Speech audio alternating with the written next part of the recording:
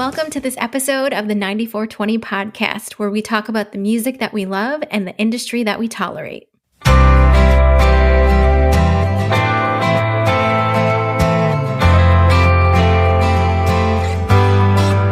If I speak my mind, I'll get caught up in all the detailed lines. Say something wrong even though it feels so right. I'm falling for you. Every day feels like I've got something to prove. Sometimes even a king can be a fool. What can I do? Because you got me tangled up and tongue-tied, baby. You got your hand in mine, making me go crazy. I'm not ready to say it, maybe you don't feel the same, but if you do,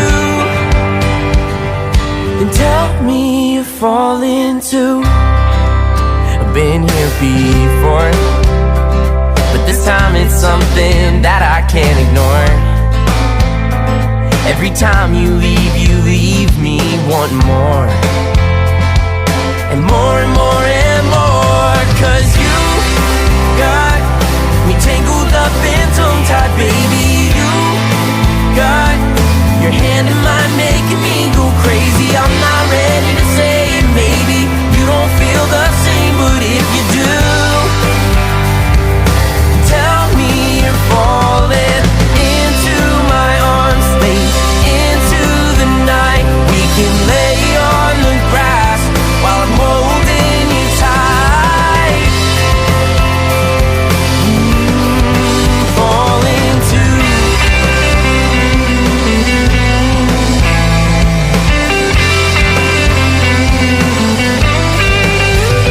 Because you got me tangled up and tongue-tied, baby. You got your hand in mine, making me go crazy. I'm not ready to say it, maybe you don't feel the same, but if you do, because you got me tangled up and tongue-tied, baby.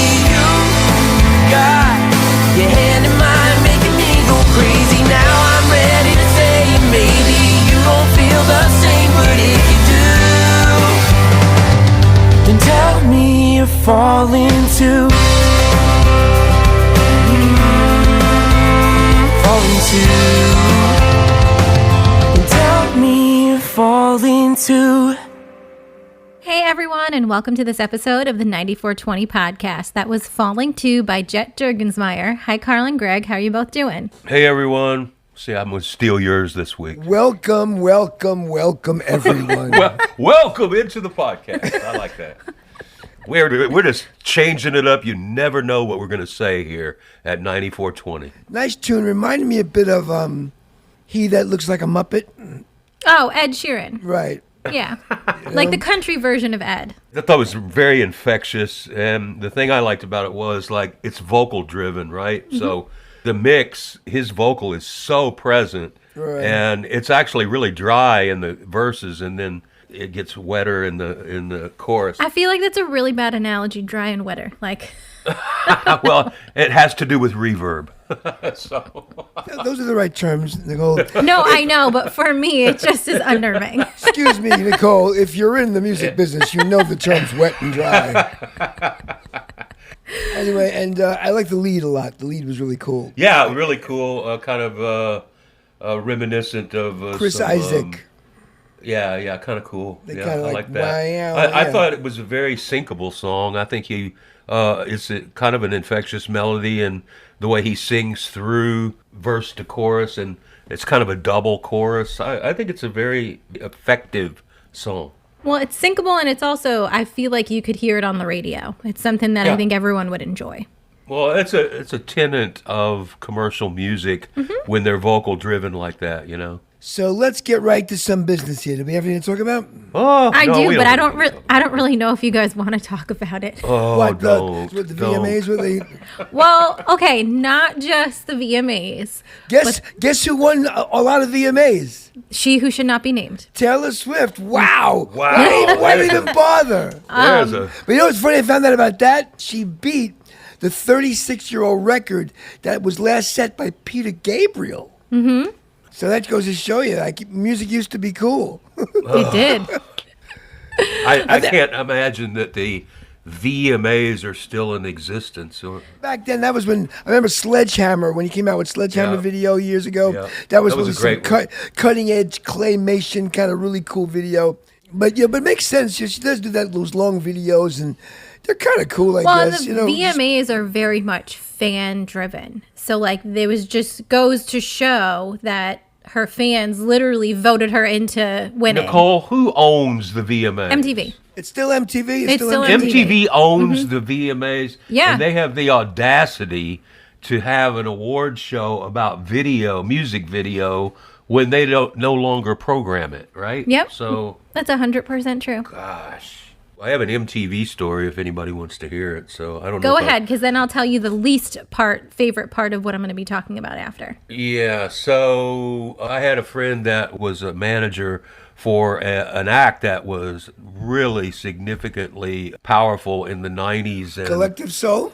yeah, Collective Soul, actually. And so he told me a story one time about how after that gigantic hit, Shine, the band came and reported to him that the label had been gracious enough to give them something like $300,000 or $400,000 for their next video because, as you know, you've got this momentum and you can't take the chance that MTV is not going to play your next video. The story is that my friend, who in his intelligence said, well, that's ridiculous. We're not going to have the label charge back $300,000 or $400,000. You're the hottest band in America. We could fart on videotape and MTV is going to air it. So he went to the label and he basically said, look, we'll make it. I'll finance it. And if it doesn't get picked up by MTV, I'll eat what I've got in it. And you can make your $300,000 video that you'll guarantee will be on to MTV. He made the second video for $5,000, and MTV added it within the hour of it being presented to them. That was back in the day when videos were charging $75,000. Like it was stupid the money they were paying for videos back then. Correct. And the And now- labels now were they- charging it all back.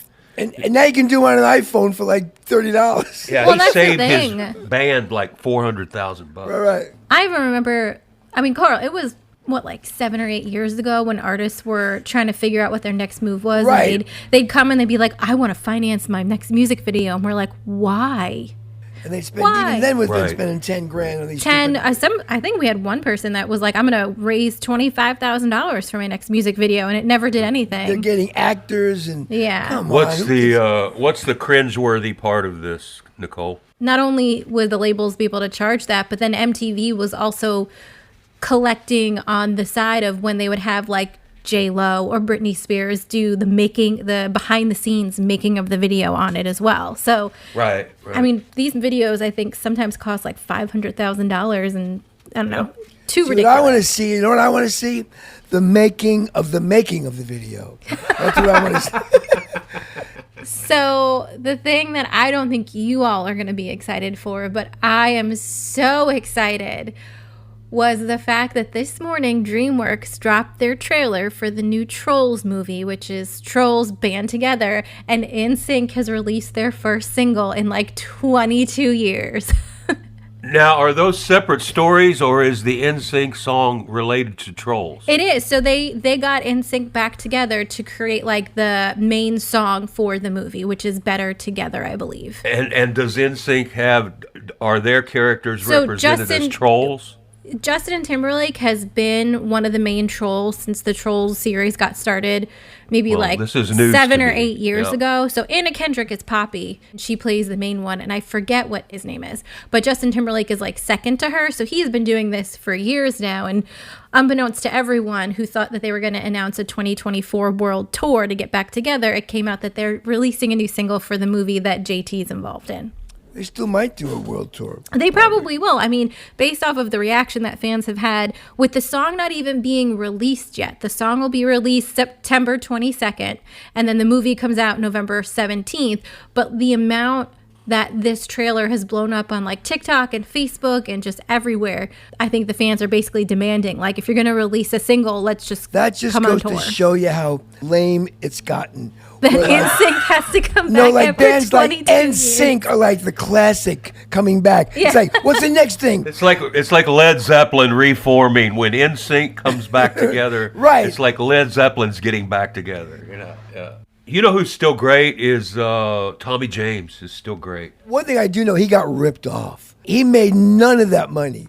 That Crimson and Clover, Hanky Panky, Crystal Blue Persuasion, all those hits, I think we're alone now. He didn't make a dime from that stuff. And I'll tell you who else is still great is Peter Noon. Hey, he looks the same, Peter right? Noon The from Herman's Herman's Hermits. Still good. Right. Still really good. What, I think he's like 106. How old is he? I think he is. I think he's right. Well, I mean, he's a contemporary of Jagger, Contemporary of the Beatles. He used to hang out with the Beatles. They used to open Yeah, they played the same shows back in the 60s. The package shows, yeah. Caravans, they used to call them. I think they should come back. I think we should put caravan shows back, and at least people will be able to go see some people with some damn hits. Well, they do have those shows like, Journey, Foreigner, and Cheap Trick. That happened in the last couple years after COVID. Yeah, they packaged all those shows together. I thought it made perfect I sense. don't know, man. I'm over concerts, man. So that was it. So what else we doing? So VMAs, we hate them, right? Well, I mean, I don't...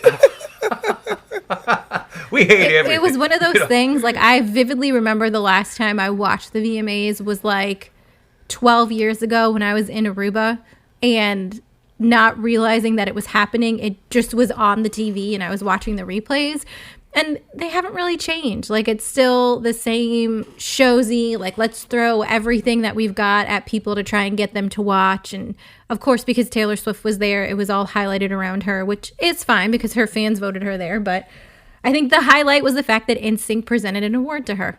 Remember how big it was in the 80s when it first started, Greg? MTV was you waited to huge. see the video as much as you waited to hear World the release. premiere video next Friday. Yeah, I remember Total Request Live, TRL. Every Friday, if you really liked music, you were in front of that TV and you were seeing what the world premiere was. I'll take you even further back. Now, you remember this. You won't remember this, Nicole, but before MTV, there was Where the Action Is and Hullabaloo. And remember those shows? Yeah. And Shindig. Yep. Yeah, there's one great video if you can see it on Facebook or Instagram if it shows, or TikTok. It's where like the Beatles are on Shindig playing Day Tripper, and it starts with all these girls in go-go boots, like doing go-go dancing up into the They were the dancers. They had a dancing dance around the troupe, Beatles, and all of a sudden, it was so hokey, man. I was a huge Paul I Revere and the love Raiders Paul. fan. Of course, they were my favorite. They did Where the Action themes. Oh yeah, music. I love it's amazing. I used to have the hat. I used to love Kicks. They did Stepping Stone before the Monkees. Incredible, Hungry was my incredible favorite garage song. band. Mark Lindsay is still incredibly active on Facebook. I follow him on Facebook. He gets on there 3 or 4 times a week. We're really going off on a tangent. Yeah, well, it's like, that's feel good music for us. That stuff that's back when who produced those records, right? Terry Melcher. Yeah, you know who he was. Doris Day's son. Man, you know this all. So to bring it back to like this century, maybe like when you were saying this feel good century. music, NSYNC is feel good music for my generation. So bring it full circle. No, I mean my kids. I played NSYNC to my kids. I played all those boy bands to my kids, and So are we done talking? Do we want to do some? I don't know. We babbled for like 25 minutes. It's pretty amazing, huh? It is. about the VMAs of all things. Well, that was just the catalyst. Then we just went down a rabbit hole. So we do have another song by Jet called Talk to God. But before we hear that, let's hear from his management company, which is Aristo Media. This episode features an artist managed by Aristo Media. The Aristo Media Group encompasses a broad range of services dedicated to offering the entertainment industry innovative, integrated marketing strategies.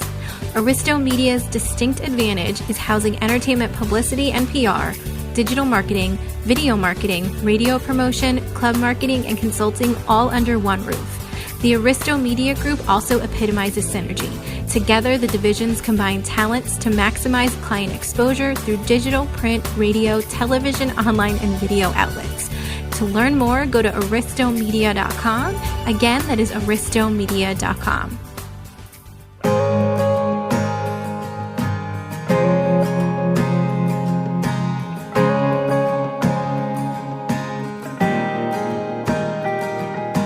Cards that I was given ain't the best hand ever dealt.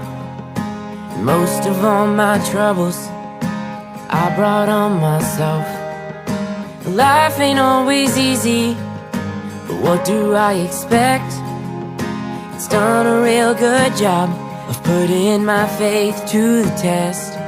So every now and then, when I'm as lost as I can get, I go find a winding back road, roll down every window, let the sun fall on my face. My heart finds a quiet place. If a tank of gas is all that I got, that's how I talk to God.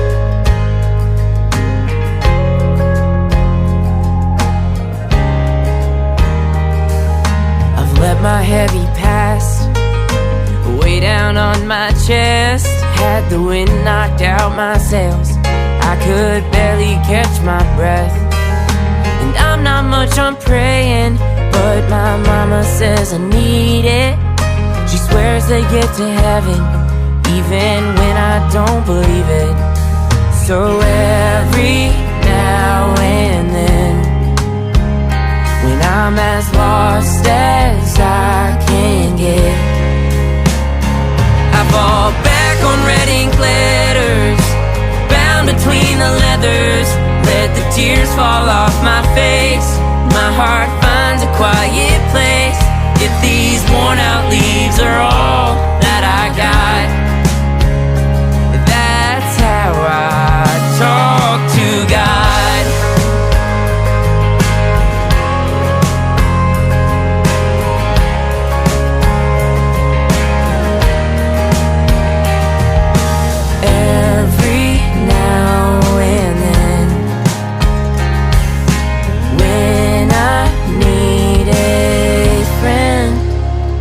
I go find a winding back road, roll down every window, let the sun fall on my face. My heart finds a quiet place. If a tank of gas is all that I got, if it's a two-lane drive or an empty parking lot, that's how I talk to God.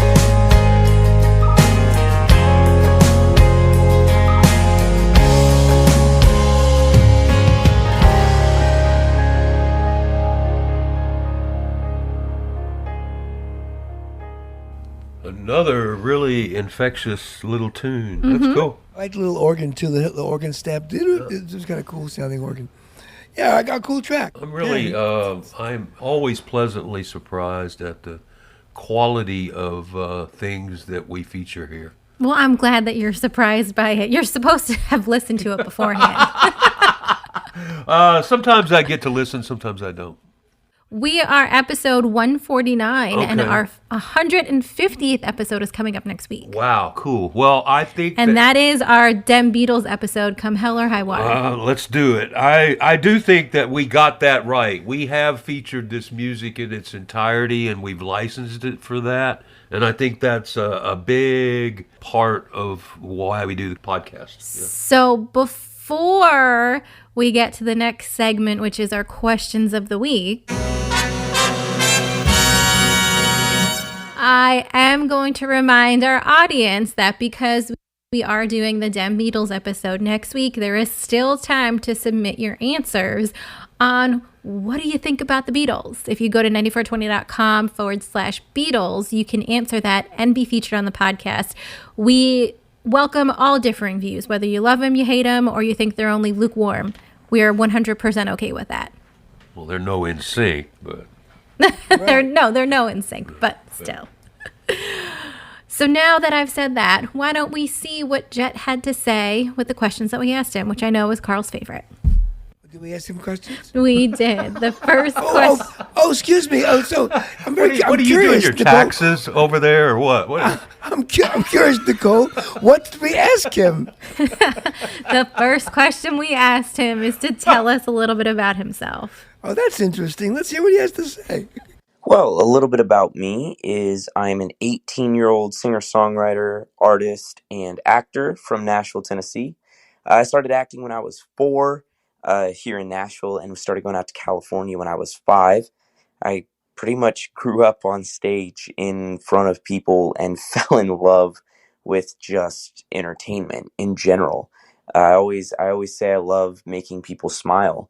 One of the beautiful things about being a songwriter is sometimes in order to make someone smile, you got to make them cry by relating to a song or relating to a story that you're telling. But that's just one of the many beauties of this art that I am fortunate enough to be a part of. And I absolutely love it. I get asked all the time what I would be doing if I wasn't in entertainment. And I honestly have no idea because I grew up on stage. I started getting on stage when I was 3.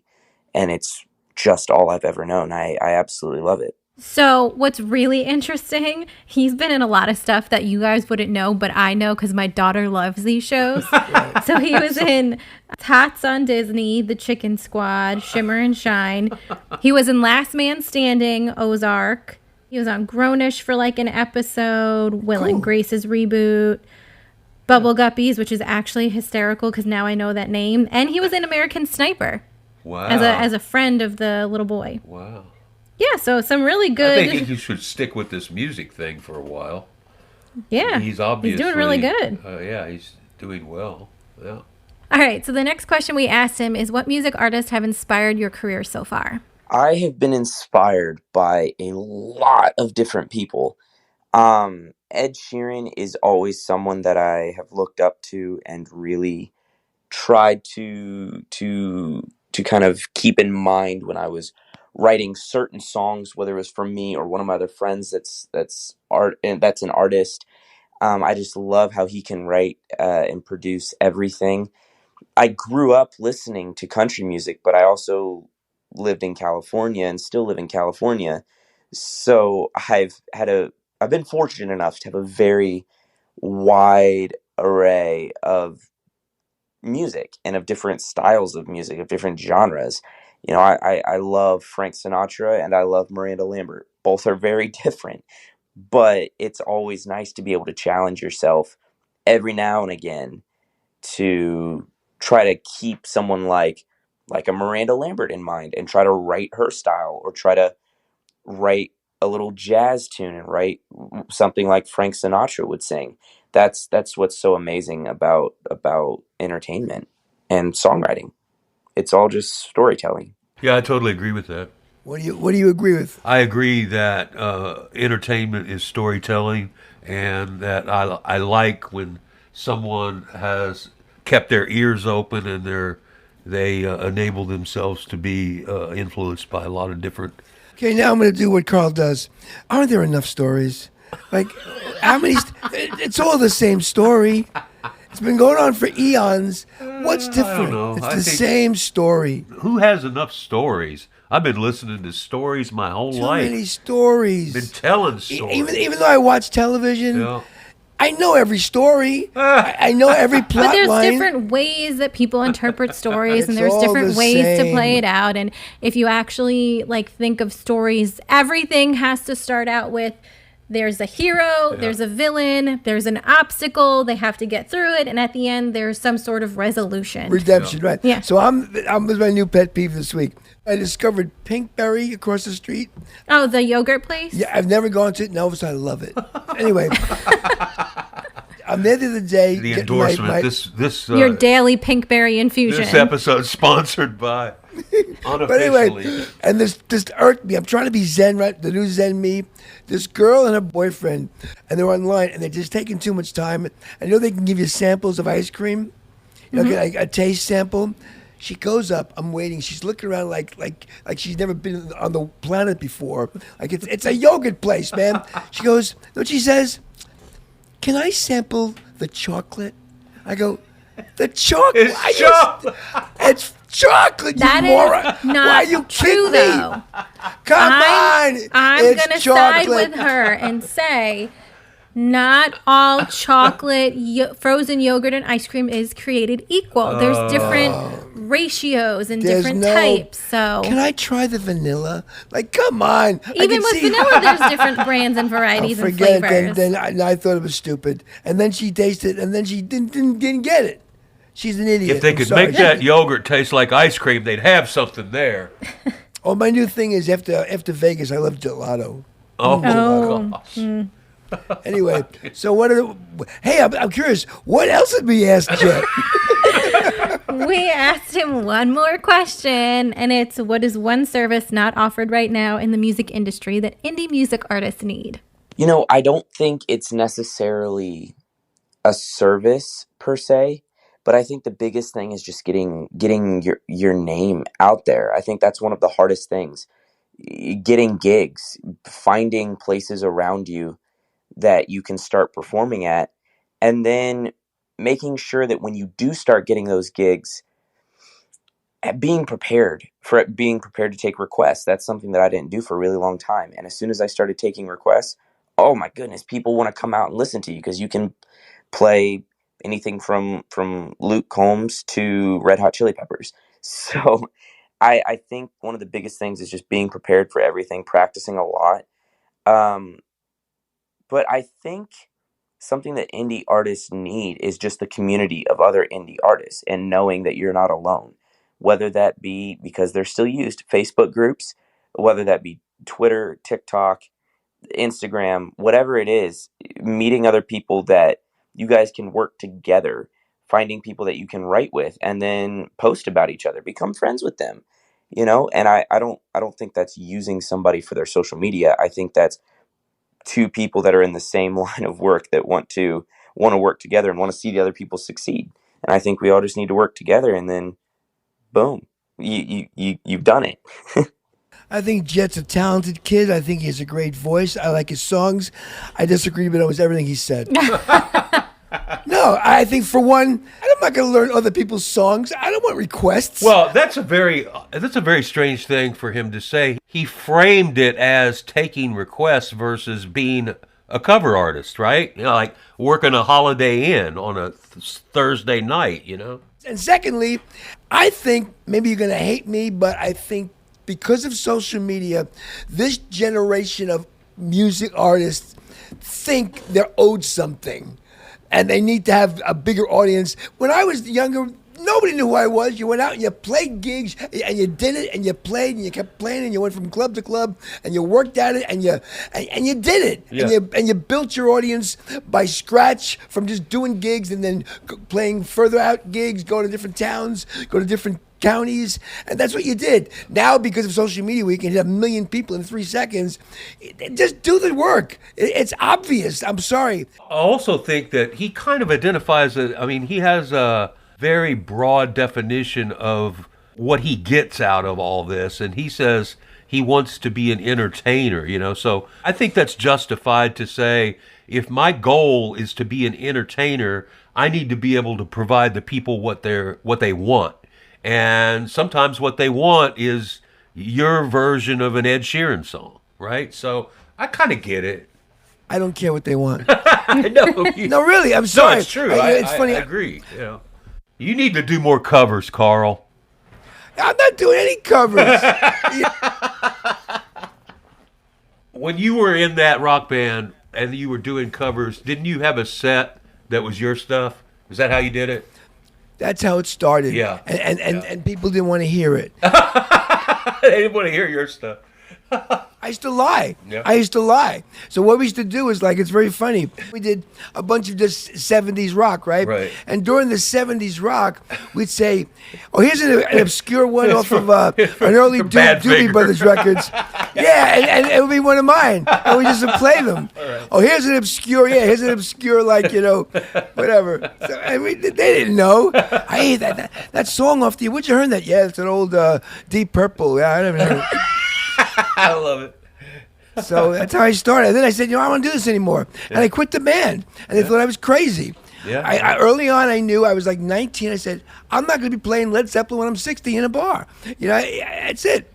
And you're true to your word. Anyway, so I'm sorry I disagree with you, Jet. I think you're a talented kid. What do I know? But anyway. I'm sure he'll take it to heart. He's got a lot. He's 18. Who cares what I say? Right. 18 years old. He's got a ton of time to work on. Think we are done with this episode. Get us out of here. All right, everyone. Thanks so much for joining us on this episode of the 9420 podcast. For everything that we spoke about, you can go to our website, which is 9420.com. That is, the number is 94 and the letters TWENTY. Until next time, we'll talk to y'all later.